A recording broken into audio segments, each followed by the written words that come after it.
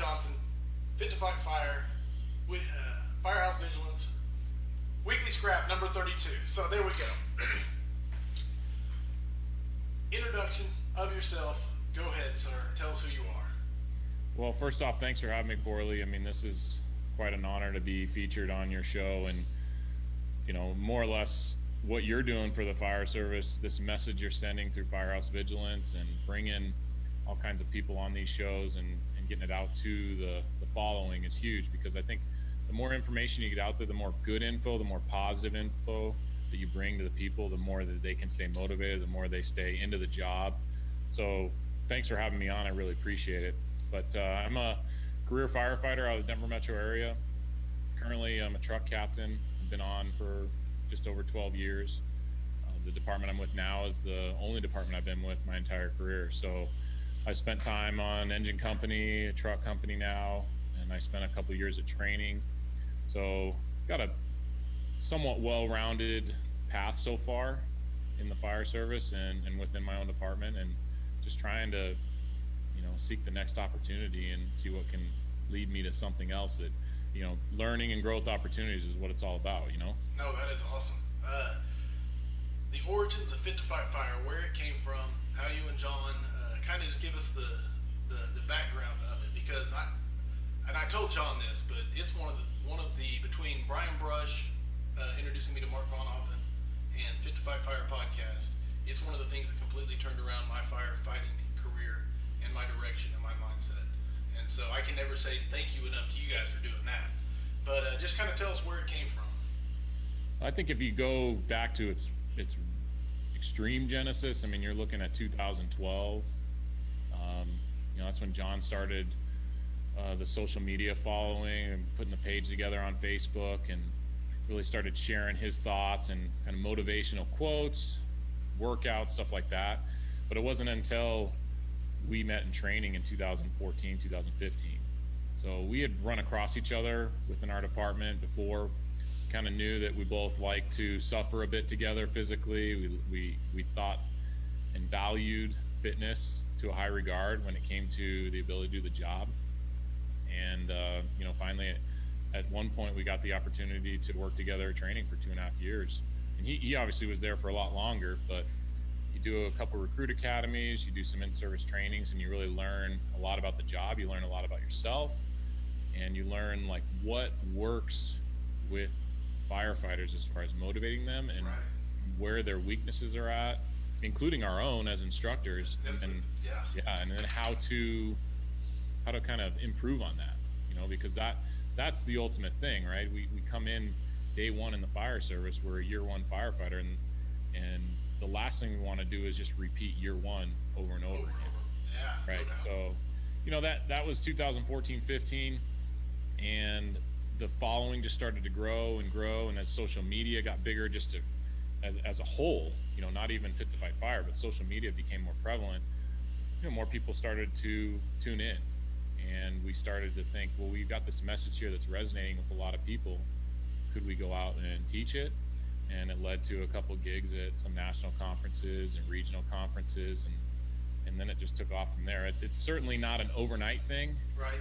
There's a lot of stuff that's gone on for years that has sacrificed time with the family, put in many extra hours just to be the carriers of the message we bring. No, and it has definitely resonated in the modern fire service, and the "Would you want you rescuing you" is a powerful creed, mantra, however you want to say it. You're right. That's a one that has sort of trademarked our message. I always like to think about too, who would you want showing up to your own home? No doubt. Because family drives a lot of our purpose in the fire service and life in general. And so I can't help but think every day I go to the firehouse, I want to be that firefighter that would show up and have to rescue my own family if it came to that, And so that's one of those things that, would you want you rescuing you? It's as they say in the fire service these days, it's a truth bomb, right? Yes. And you can't argue it. You just have to evaluate it and do an honest self-assessment and see where you're at. And if you're not there, then not that you can't get there, you just got to work at it. Right. And you know, when you're talking like a 25, 30 plus year career, it is when you get into those valleys or those ruts that are going to come in any career, when you can look in the mirror and say, hey, you know, it's a great gut check to use to keep you climbing. Well, it's a tough career, like you said, because for 25 or 30 years, you've got to be on your A game the entire time, every single day, right? There's no off days. You know, we don't get those off seasons that, say, professional athletes get. Right. We've got to work through the winter. You know, our Super Bowl, our World Series, whatever it may be, could come any day over a 30-year career. You know, we just don't get to retire after, most of us, you know, don't get to retire after 15, 18 years of a storied career and just, you know, drive off into the sunset and good to go. I mean, when we get older, it gets harder, and it's more important every day that, you know, you're ready to go. So, I asked John this question. I want to get your take on it too. But Fit to Fight Fire, there's no doubt it's huge in the American Fire Service. Its influence and its reach, and very influential. But Tom and John actually kind of stay in the background. They like Fit to Fight Fire is huge, but you guys kind of keep. Is it just humility? Is it on purpose? Is it just the way it developed? I think it's certainly intentional. I mean, we view ourselves as the carriers of a message, like, and all we want to do is be that messenger. You know, we truly believe that you don't buy the message, you buy the messenger. And with that being said, we just try to bring the message and then show that we're living it, and maybe more or less just to show that it's possible, that what we're telling people and asking people to do, and how we're asking them to show up every day, and how we're asking them to hold each other and others around them accountable, that we're doing the same thing. So it's not Tom and John are doing this, it's just, hey, and Craig's part of it too. It's not that we're doing this and it's just the three of us. It's, hey, we're just three guys doing it, showing you that it can be done, and you can be another guy doing it, and your crew can be the crew doing it. You know, so we just put a high value on, staying in the background, but also being the messenger that is authentic, being the messenger that says, you know, this is how you do it. We're going to show you the way, not just tell you how to do it. Nice. No, it's awesome. So, the podcast. I talked to John. He said, you're the guy in charge of the podcast. Brother, it is a very high quality podcast. And just me trying to make this stuff work here, I have a very high respect for that. Because, like I said, nowadays anybody with a laptop can make a podcast and stick it out there. But you have a very high quality podcast. I think that's one of the reasons for its success. So, talk about that. How long did it take you to get good at it? Have you always been technically savvy, or has it been a work in progress? Well, it's funny you say that, because, you know, you talk about a guy with a laptop that can just start a podcast. That's exactly what it is on the other side of your screen. Gotcha. So, I'm a very frugal person, people that know me, and, you know, Fit to Fight Fire is not in business to make money. We donate half of anything we, you know, get from the conferences we teach back into, you know, giveaways, stuff like that. And so it's the podcast itself, though, it really is low budget. I have a $150 Dell laptop, and we bought a couple microphones. We did invest in that, but the learning curve was very steep for me. As far as me being technical savvy, no, I guess I'm YouTube savvy. You know, I can look up videos on how to do things, how to integrate with a website, how to record, and that's really what it came down to. The birth of the podcast was, we were listening to podcasts. John and I were listening to podcasts 4 or 5 years ago, getting a lot of great information. You know, we were just trying to consume as much information as we could to develop ourselves. And then we thought, well, is there a different way than social media that we can reach more people in the fire service? Right on. That's convenient. And then podcasts were getting popular. So we start recording, and to go what you said, like it's high quality, and that's part of the reason for its success. I would say that is the number one reason that it is successful as it is because it's listenable. Right. You know, I went into developing a podcast knowing what I had listened to other people's shows and what made it listenable for me, and just tried to recreate a podcast or mimic other podcasts like that. hoping that what I found listenable would be the same for our listeners. And so you record an interview with somebody, 30 minutes to an hour. That takes on average for me 4 or 5 hours to edit. So it's all in the editing. Right on. Before we put something out there, the podcast wise, there's a lot of behind the scenes editing that goes on so it can be a presentable product. I would say that now I'm an expert in my podcast and only my podcast. Right. If you gave me somebody else's recording studio or you gave me I wouldn't know how to do it. I just know how to do what we do, and that's about it. No, it's like having your engine with your pre-connects and your loads. Totally. Yes. Yep. That's awesome. I got to tell you, episode 26, the one you covered on the Aurora shooting, we actually use that at our department to as a reference for creating our mass casualty active shooter response program. Very powerful episode. The amount of work that was done there, unreal. My favorite. That's great to hear. No, I don't know if other places have done so, but yeah, our training department actually put it out as required listening as we worked on that SOG. My favorite episode's 27 with Isaacson. Of course, it's hard to knock. Sometimes the guest makes the show. Zach Varela, he was one of my favorites. Everybody loves Zach. There's no doubt. And then Mark Von Oppen, one of your early episodes. Right. And so I just want to touch on some of my favorites. Yeah, I'm glad that everybody has their favorites. I mean, that's great. When you told me that those were some of your favorites earlier, I got to thinking, well, what are my favorites? And what I kind of ended up on is what I love most about the podcast and my most favorite episodes are the ones, honestly, where we can bring the unknown people that nobody knows, like more or less guys on our department, right, and feature them and give them a voice to tell their story. So, yeah, like Zach, a great example of a relatively unknown guy in the fire service that takes his job seriously, and now he's motivating other engineers to do more. Right. To be ready they don't just have to sit on the pump panel. They just don't have to sit in the rig. We had another guy named Adam Wooden on, and Adam tells a story of his battle with alcoholism. How can that not help tens of thousands of people in the fire service that struggle with that every day, and everyday people? And there's so many things that I take away from the guests we have on. One thing Adam said is do the crappy things in life, the things you don't want to do, and life gets better. And it's those little things that come out of every episode that resonate. The master the basics until they become advanced, from our first episode with Kevin Shea. That totally changed the way I trained and looked at training on basic skills. So, as much as we put this product out, I love the fact that I get to interview people and I get to learn so much more, and I'm a better person because of it. Right. No, it's a honor, you know what I'm saying, to get to bring these people in, and then you get those nuggets, like you said. Totally. It's mind-blowing sometimes. All right, so I'm moving on to mindset, fit to fight fire. I love this book. I talked to John about it quite a bit. Some of my favorite parts.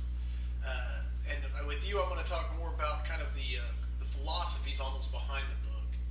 And it's almost like an the modern cancel culture in social media and the victim mentality that's kind of prevalent in modern day culture. It's almost like the antidote for that. Does that make sense? Yeah. It's accountability of personal accountability. The guy in the mirror is setting your mindset. No participation trophies. Get comfortable being uncomfortable. Embracing failure and learning from it. Just rejecting that whole victim mindset. So talk on the book, and my favorite chapter, by the way, I went back and looked because mindset chapter 3 is my favorite chapter. I was like, who wrote it, John or Tom? And that was one that you had. So anyway, just so you know that one. Yeah, as far as the most favorite part of the book I have, that chapter is also mine. And what I like about a lot of the concepts that you brought up that we put in the book, these are stuff that John and I experienced growing up through our teens, maturing and into our 20s and 30s. So we were able to just write a book on our experiences and what worked. But, chapter 3, the mindset, it's funny how things resonate with you. Like you said, you get the honor to have these people on, and they give you these nuggets of information. And I think that's what happens when you grow up through life. Like, there's people that come into your life and they say things and do things that resonate with you. And in that particular case, I walked on as a college baseball player, and the coach I had down there, he was a very intense coach, no nonsense coach. I mean, we would run our weekly 6-minute mile. We had to run it in our baseball gear. We had to run it in 105 degrees around the track, and if you didn't make it, sorry, you couldn't participate in the workouts, and that probably prevented you from making the team. But it was just this like no excuse mindset, and he said one thing, you have to get comfortable being uncomfortable. And I know a lot of people say that, and that's become sort of a cliche thing, that you hear it in a lot of books. Right. But for me, that was the first time I heard it. Right. That was the first time I heard it, and it was from a guy that I respected, and so it resonated. And so that was a huge part of my mindset formation of, all right, well, it's supposed to be uncomfortable. Like, if I'm in a situation of comfort, I'm probably not getting better. Right. The participation trophies, I mean, you talk to anybody that's close to me, can't stand them. I like trophies and awards for hard work. Right. I like to be the coach of a team or be a player on a team that wins first place after a long fall season of hard work and 6-month season. Of course, who doesn't, right? That's the ultimate goal. Like, you're chasing a prize. But when people are rewarded these so-called participation trophies for just showing up, it sends the wrong message. And not only does it send the wrong message to the people who receive it, the ones who actually don't get it or actually win it are the ones that are doing the best. It puts a sour taste in their mouth too. Sure. So, like, for example, I think we're starting to really go into uncharted territory where we're just hiring people across the fire service and not making them really earn the badge out of the academy. And it's really sour in the taste to think of the people that worked hard for this job. The guy that's been on 15 or 20 years that really worked hard for his badge to be pinned the day he graduated, it kind of devalues that. Sure. Right? Oh, it devalues the work he did when he's now standing next to somebody else who didn't have to put in the same work, didn't have to really focus as much, show up as much, and here we are. We're on the same playing field. And there's only so much you can do about it. At some point, you just have to worry about yourself. But those sources of pride that are in the fire service, sometimes can be devalued by participation trophies. No, absolutely. And the Pride and Ownership, Lasky's book, it touches on that quite a bit. And I like the end mindset that says fires don't give out participation trophies. Yep. And I mean, so, it's true. You're either winning or you're losing, really. Yes. And honestly, if you're giving out participation trophies at a fire, then that's losing sight of the real mission. We have to be on our A game for the citizens when we show up every day. Absolutely. We have to win. There's no other answer. Well, it even applies to the post-incident analysis, the critique, the fire critique. When you go through that, and sometimes it becomes a back-patting ceremony of you did good. Not actually the hard look at what can we improve. And it's almost the same type of participation trophy of just kind of glossing over those areas that could have been improved upon and made the outcome a little bit better. Yeah, so, that's exactly right. It's awesome. So kind of touching on here, generations of younger firefighters. The millennials are now becoming the officers and the senior men. They're no longer the new generation coming in. We've got these, I don't know the name that's going to stick with them, the iGen, the ZGen, the Zoomers. So whichever name actually ends up sticking with them. But basically they've been born since around the turn of the century. And they're now our recruit classes. And just as you've traveled the country and got to know them, what's your take on just kind of their mentality as a generation? I know it's hard to pigeonhole an entire generation. I don't even like labeling people that way because I feel like the fire service kind of gets the exceptions to the rules most of the time. But go ahead and discuss. Well, let's just call them the new generation, the next generation in the fire service, right? Perfect. So these guys that and gals that are 5 years or less on, or maybe even 10 years or less on, what I'm seeing is when shown how the jobs should be done, when shown a good example of how to train, how to get after it, how to take ownership in the profession, finding a purpose, they're right on board. What puts them, like, sets them back before they get in the fire service is now, before they get here, they aren't seeing, more times than not, they aren't seeing that example, right? Children are raised differently these days. It is a softer culture. That's just a fact. Some of it's good, some of it's bad, right? But they're not seeing as much of an example, whether it's from parents, whether it's from coaches, whatever. They don't see it as much, right?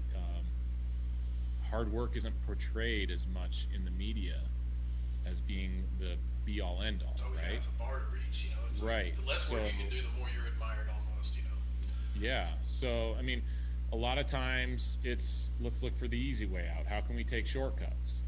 And so when they get into the fire service, if this new generation is surrounded by the right people early on, then they have the impact on them, then they're great to work with, right? They put in the work, they're hungry, they're the first ones to do things, they're respectful. So I think it's just that they start from a disadvantage before they get in the fire service, and sometimes they make it through an academy, and they're even with the right people, and they just can't change their mindset. They just can't change that path that they're on. They're always looking for an easy way. They don't understand how to push themselves, and at that point you just got to part ways, hopefully. Sure. But more times than not, they're hungry. Yes. So okay, yeah, they can't start a lawnmower. They haven't mowed a lawn yet. I mean, yeah, we're at a huge disadvantage there, right? Sure. But do you want to? Is the question. That's the question. Do you want to learn how to start the lawnmower? Do you want to learn how to throw the ladder? Do you want to learn how to mask up with gloves on? If you do, then let's go. Let's get after it. Yeah. If you have the motivation, then anything can be taught. And so. Right. Yeah. Yes, absolutely. I love that. So, and I think there's a quote. I wish I could remember exactly who said it, but hire for passion and intensity. Everything else can be trained. And, Yes. I'll try to remember who said that. But okay. Talking to John Spira, he talked in his scrap. He mentioned you're a company officer, and John said that your crew drives your training, and that you are the facilitator of that. And so I wanted to get inside your brain and see, basically, as a company officer, how you make that happen. What techniques and things you use to kind of get that mindset and get that buy-in from your crew. Well, I'll start by saying that one thing I was told by an officer that I worked for earlier on in my career, when I was worried about promoting and who I would be surrounded with, and would guys I worked with buy into what I wanted to do, like how I wanted to run my days, the training I wanted to do to accomplish how I viewed the job. And he said to me, he's like, what you'll find is people know who you are, what you're about, what's important to you, and those people will come work for you and the others won't. And that's exactly what's happened. So when you talk about my crew driving trainings, first and foremost, all I can say is I'm in a spot right now at my department where I have a great crew. I'm at a double company house, and from top to bottom, every last person at the station that I work with is, as Dave McGrail would say, a top shelf firefighter. Top shelf. It is. I've been part of a crew one other time in my career, like I have now, and I left it for a different opportunity. And even though it all worked out, and I'm glad I made that decision, I told myself I will never leave that situation again. I will never take it for granted, because the amount of growth that goes on when you're not pulling teeth just to get out and train, when, like John said, I can show up and just fall in line, that's a beautiful thing. And so, yeah, when he says they drive training, they do. I've got Craig Stalloway, who's in my back seat. He's another part of Fit to Fight Fire. We worked off and on with each other, but now he works in the back seat of my ladder company. And with him, guys like Jason Haley, guys like I've got a phenomenal engineer in Kevin Albert. I've got a great engineer on the engine named Eric Long Henry. All these guys, including the backseaters, they are just go-getters. Right on. And the best part about them is they're all quiet professionals. It's, if I make a mistake, here, guys, this is what I did wrong. Learn from it so you don't do it too. Or better yet, try it yourself so you can feel what it feels like, you know? Yes. But it's a beautiful thing as an officer to really just be able to sit back and say, yes, let's do that. Oh, you guys want to go to the training academy and practice evolutions? Yeah, let's do that. Oh, you guys want to go to the nearby hotel and run stairs? Yeah, let's do it. You guys want to go do rick drills? You guys want to climb the area? What? Yeah, let's do it. Yeah, whatever you want to do, you know, day or night. So that's great. The trick for you then is just saying yes. That's it. And while it seems harder for some people to say yes, and it's easy to say no, you know, there's no value in saying no all the time. You know, it just stifles growth. You know, the guys on your crew, after they hear no enough, they just start tuning out. Oh, there's no doubt. You lose that buy-in. And Totally. Yes. And isn't it all about buy-in? I mean, really? If you got it, yeah. If you don't have buy-in from your guys, it doesn't. And there's different ways sometimes that you have to create buy-in in the fire service. But if you don't have buy-in, you're not getting anything done. Well, you got nothing to say yes to if you don't got the buy-in. So right. Exactly. That's awesome. Yep. I saw a post. I think it was yesterday. It might have been 2 days ago, and it was the Elite Sports Complex. Yeah. That place looks like something Michael Jordan would train at. Tell me what's Elite going on. Speed is in partnership with UC Health, so University of Colorado, so UC Health. And we've known these guys off and on for the past few years, and they work with youth athletes, professional athletes. They started getting into the tactical athlete realm, but I mean, these are guys that know how to train, you know how to build a program to train anybody in any realm. And you know, we started talking about how their program and a partnership with us could be valuable to first responders, because the game's changed, so to speak. Policemen, firemen, you know, paramedics, EMTs, whatever, like, whatever you want to say about it, we are tactical athletes. Yeah, somebody can go a 30-year career just sitting in the recliner. They can do it. Everybody can do it. And that happens on any industry. But we're talking about the people that want to be tactical athletes, that want to be good at this job, that really have purpose in what they do. And with Elite Speed, which we're going to end up putting out a podcast, you know, talking more about it here in a couple months. Sweet. With them and the facility, I mean, there's going to be endless opportunities for first responders. And you know what? Anybody who follows us or follows, you know, the Elite Speed brand in general, to just go after and get better, you know, and improve, get in better functional fitness shape, get in better mindset to carry through life, you know, to go after those things they want to achieve. Nice. So this could be something people can travel to and come there and go through like a 2 week, 1 month, what type of 1 week? We haven't quite figured that part out yet, but yes, it will be something that will be a destination, I think, once or twice a year. But our hope is that, you know, there'll be as much as social media and as much as cell phones are in our hand and mobile devices, that there will be an app-based way to program their fitness, to check in with their fitness, and hopefully achieve their goals that way. So not only locally, but a national. Right on. No, that's awesome. So I didn't know if it'd be like almost like a smoke divers type program where you came there and it was, you know, very exclusive. Well, we're talking about stuff like that. I mean, that's awesome. That's exciting. We had a good time with it, you know. Right. Yeah. The Elite Sports challenge versus threat. John got to touch on it a little bit. Well, it's a life changer. I wish I would have watched a certain video that John and I watched when I was, say, 16 years old, and where it just simply put, you know, the way you view things in life, you can either view them as a challenge or a threat. And if you view them as a challenge, you know, the type of physiological response you have and also the mental response you have, it leads to just success, right? So one thing I talk about quite often is the last couple of years, you know, like I just got on a ladder company about a year and a half, 2 years ago. So ladders became a little bit more important than hose for me, right? And I've always been in the mindset that the more we can do on the fire ground with less, the better we'll be. So if I can do more tasks by myself efficiently and quickly and correctly, then that leaves another guy on my crew to do other things. Oh, yeah, you never have enough manpower. Right. And so then when we have more than enough manpower, then imagine the amount of work we can get done. Right on. Right? Everybody knows the tasks they need to do. Everybody knows everybody else's tasks.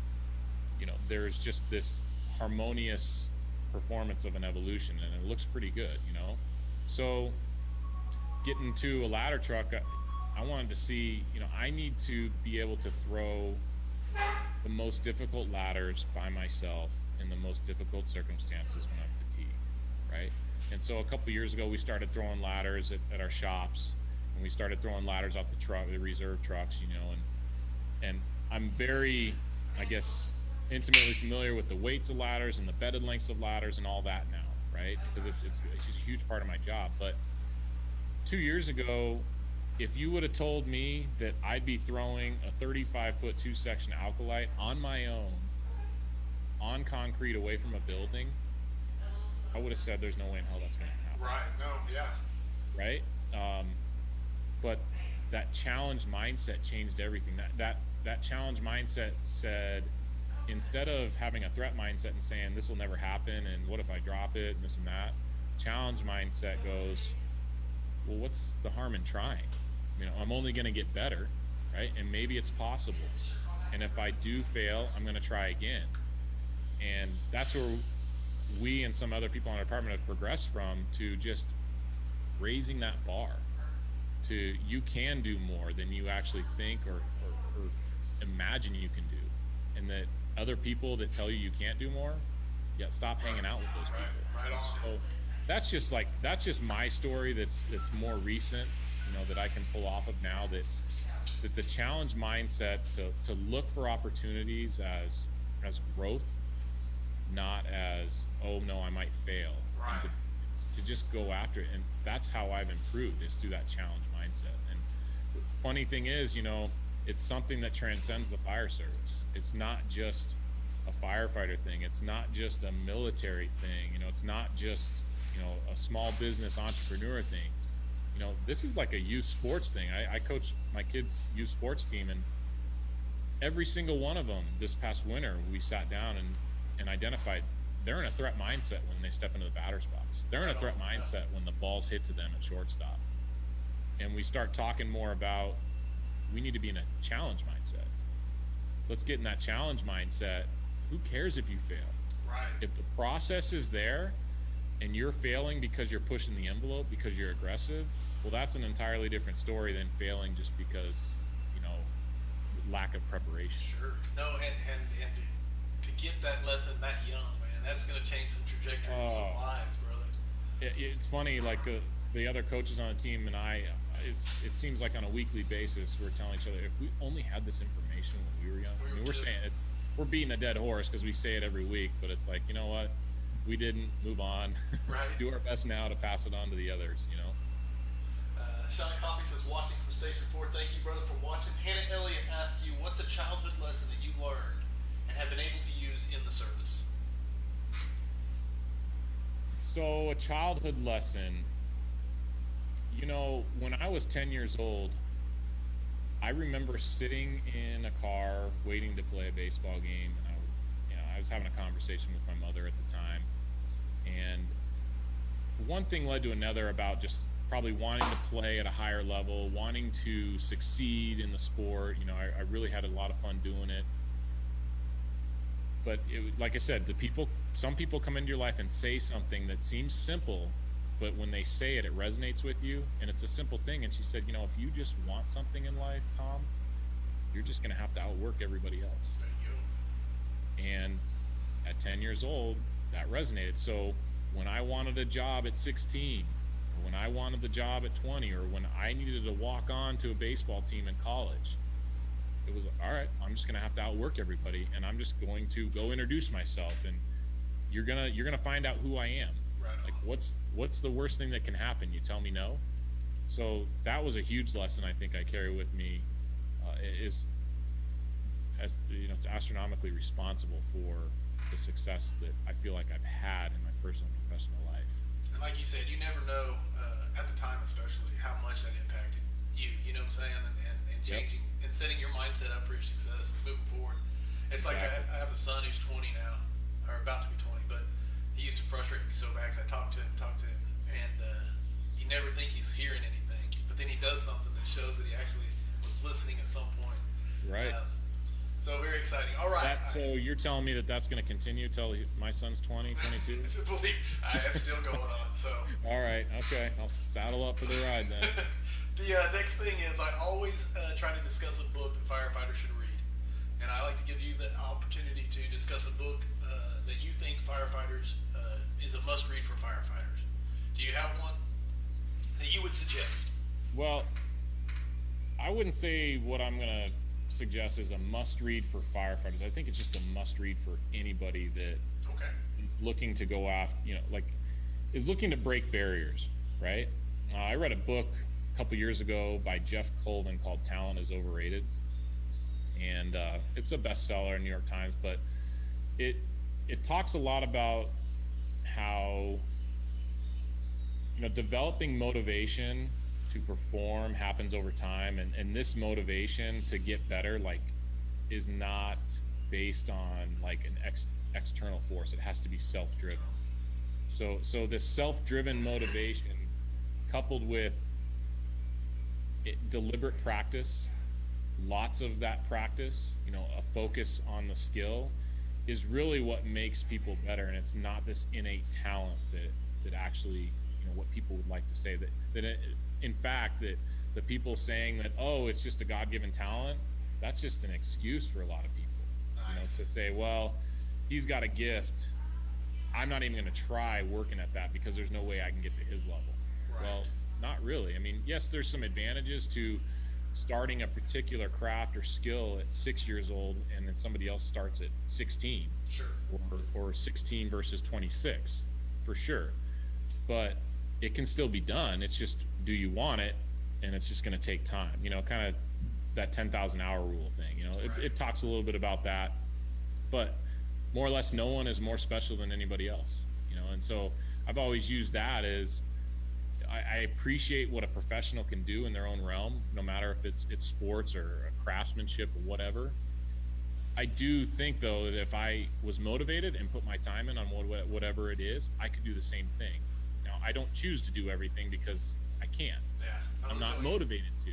But the things that I want to be better at, that's what my belief process is. It's like, all right, put in a deliberate practice, put in a lot of time, and I have to be self-motivated, and it has to turn into a discipline. Nice. Awesome. Jeff Colvin, Talent is Overrated. Yeah, Talent is Overrated by Jeff Colvin. Got it. I will add it to the collection. I'm so far behind on my collection reading, so it just keeps getting bigger and bigger. I know. I have these 5 questions for firefighters. I used to ask just one question every time, which is, what is the #1 issue facing the modern fire service? But I kind of felt like that was just a negative question, and I wanted to be more positive throughout all of it. So I still ask that question, but then I follow it up with the other 4. Okay. So I'm going to hit you with the 5 questions for firefighters, and the first one is, what is the #1 issue you see facing the modern fire service? I would say it's this oath versus ego battle. Okay, so whether it's leadership and informal leaders or formal leaders, it's, are you going to live up to the oath or your ego?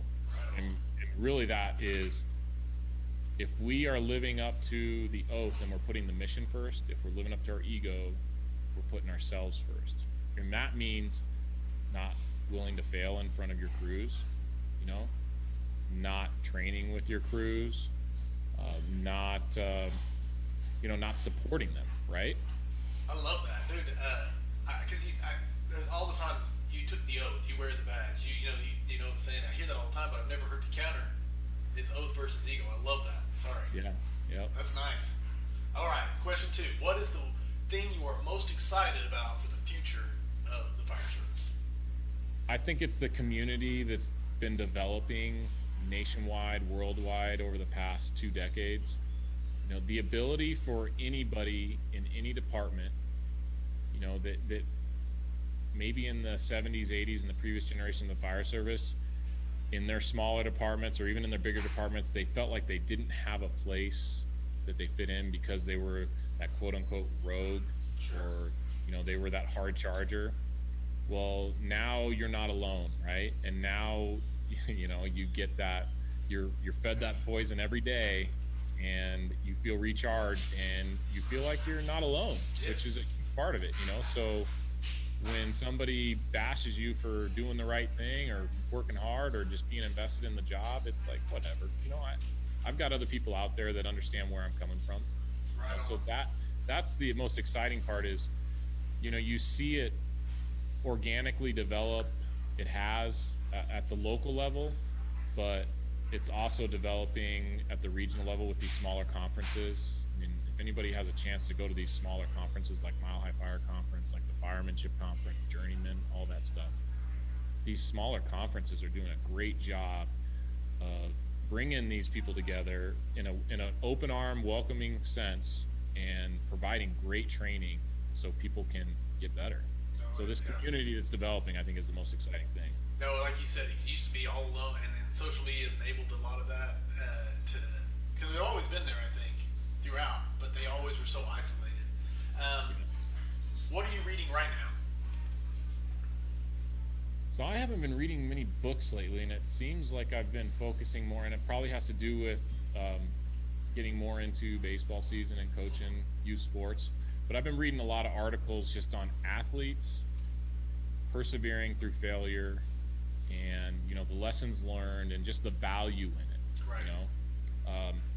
You know, the Last Dance documentary is a great example of that, of watching someone with a mindset like Michael Jordan, but also other people on his teams there's failures early on in your career, and the more work that's put in and just getting back up after getting knocked down is huge. And so a lot of stuff regarding just mental toughness within the game, because I think athletics transcends to fire service easy. You know, it's very comparable. No, without I've just been enjoying a lot of articles on that, as far as just building that mental toughness and that openness to failure, you know, openness to losing, right? You don't have to like losing, but it's going to happen, right? You know, and you have to learn from it. Challenge versus threat. It goes back to that, doesn't it? And then, of course, probably also the Elite Speed deal has a lot of your interest in those articles also right now with everything going on there. Yep. Question 4 is best advice you ever received, which you kind of almost hit on before, but. Yeah, like, you know, from my mother at 10 years old was huge. You know, but maybe fire service related. I mean, early on in my career, one of the first officers I had told me, you know, be patient. You're not going to learn everything overnight. And I think this officer probably saw that I was pretty hungry, that, you know, I maybe was impatient, because I've always been impatient. Right. I've always been impatient. But I think that, you know, that advice for some reason resonated with me. And it slowed me down to a bit to like, all right, I've got a lot of stuff I need to do in these first years. And I do have 30 years here. That doesn't mean I'm going to kick back, but it just means it's got to be a process, right? The finish line is not, you know, 12 months after I get on. You know, the finish line is in 30 years, and I have to enjoy the journey is what it's all about, you know? Oh, absolutely. That's awesome. Final question. Heavy fire and tenable space. Would you rather be assigned to the nozzle or first in VES? I actually thought about this a couple weeks ago, but I mean, I can't actually answer that being on the hose line if I'm on a truck company. Right? That's what I was going to say. You said you were on a truck, so I thought I knew the answer. No, you know, honestly, any position that gets me closest or to the victim the fastest. But I do like the idea of, you know, running around the Charlie side of a building with a ladder throwing it up to a second story window and venting, getting in there and getting a victim out, without that hose line. That does sound like, something we all work for, that No, that's the dream. moment that we want to be ready for, Yes. Like when you're a kid. Oh, go ahead. No, go ahead. I said when you're a kid in the backyard, at the bottom of the ninth, there's 2 outs, and you're playing it out in your head. Now we're grown-up kids in the fire service, waiting for that opportunity. Yes, exactly. Yeah. So that's our fourth and goal with no time on the clock. And that's right. Yep. The guy Nick Ledeen was on last week, and he talked about 30 years for 30 seconds, and that just really hits. You spend your entire career for what may be a 30-second call, to make a difference. And I think that's what's tough is 30 seconds, right? 30 seconds. How do you stay disciplined over a long career, knowing it may never happen, probably assuming that it will, but when you're tired, when you've got kids growing up, you have fights at home. I mean, like we're all going through the same stuff, right? We all have the marital issues at times. We all have the tough times with our kids. They tell us they hate us one day, and then 20 minutes later they're begging for something and they love us. So it's like we're all riding roller coasters. It's just how can we stay disciplined to know that 30-second call with everything else going on, we got to be ready for it. Right on. And like you said at the beginning of the show, it's these little things like, would I want me showing up to my house? Would I want myself rescuing me? No, that's awesome. And I think you guys have done an unbelievable job of spreading that message. So that's the 5 questions for firefighters. Brother, I cannot thank you enough for being the guest on number 32. I've got where to buy the book Mindset. Best place to get it. So it's just on Amazon. Okay. That's going to be your best bet. You can get the paperback version and the ebook on Amazon, and then I think there's also a link on there that'll take you to Audible because we did record it for an audiobook. Nice. So did you read it? Yeah, John and I read our own chapters. They're split up the ones we did right. So yeah, I mean, it's like I said, it's low budget, but hey, the podcast, it's all in the editing. So I think maybe the audiobook's all in the editing as well. I like it. Classes you got coming up or anything like that?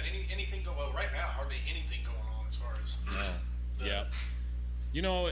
There isn't a lot going on right now, but if the listeners want to check out something we did last weekend, we actually did a Zoom class of a 90-minute portion of our lecture. Normally a full day lecture, but we did a 90-minute portion, and they can go to our social media page and find the link for it on there, but it's up on YouTube. So at least you can get it from the comfort of your own home. Somehow make it uncomfortable. I don't know. Maybe like turn up the heat in your house or something like that. Do some burpees. Pause it every once in a while. Do some burpees. Totally. But one thing we're excited about is in October, we at the Mile High Fire Conference, we'll be doing a class called Master the Basics, and we'll be doing it with Kevin Shea. Oh, nice. Yeah. And really, it's the class we've been wanting to teach for a long time. It's a class that focuses on the basic skills like forcible entry, masking up, water supply, ladders, search, and combining those skills into fireground-like evolutions, but adding that stress, adding that physiological stress, some of that mental stress, and really showing somebody that, hey, we know you were told that you couldn't walk or you couldn't run on the fireground and you walk everywhere.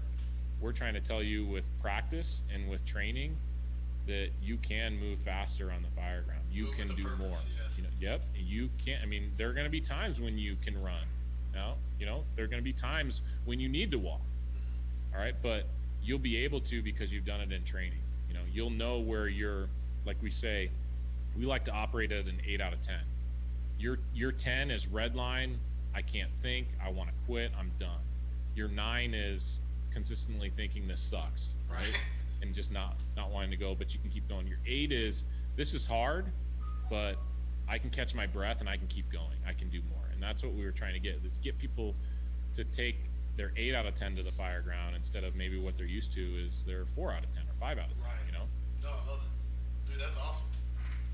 Yeah, well, I Sweet. appreciate you having me. Thanks a lot. No, absolutely. And the last thing I wanted to say is once all this does pass and you do have classes, they can just go to fit2fightfire.com, start to book you guys for anything if possible. Yeah, if they want to, they can reach out. There's a contact page. Okay. They can email us. They can reach out through social media, through Facebook or Instagram. But yeah, I mean, we usually post any major regional or national conferences that we're going to, that we'll be at, is usually up on our website, so they can see what's available there. Awesome. Man, I appreciate you being the guest on number 32. Next week, James Johnson's coming on, talking building construction, guru of lightweight building construction and all that. Jason Hobbleman the week after, talking leadership. And then later on in May, Mike Gagliano's coming on. So that's what's coming up for the scrap. Today, it was Tom Johnson of Fit to Fight Fire. Brother, I enjoyed it. Yeah. Thank you for all the... Good way to spend my Friday morning. There you go. Yeah. Thank you. I'll have to sit there and ask the viewers who did better, John or Tom, and I'll give you the results. But, I don't know. I guess put a poll out there, right? And loser has to do 100 burpees. I don't know. There we go. I'll let you know then. But no, thank you again for being such a wonderful guest. Love the topics, love the book, and love the podcast. So thank you. And for everybody else, I hope the tone stays silent unless it's burning, and stay safe out there.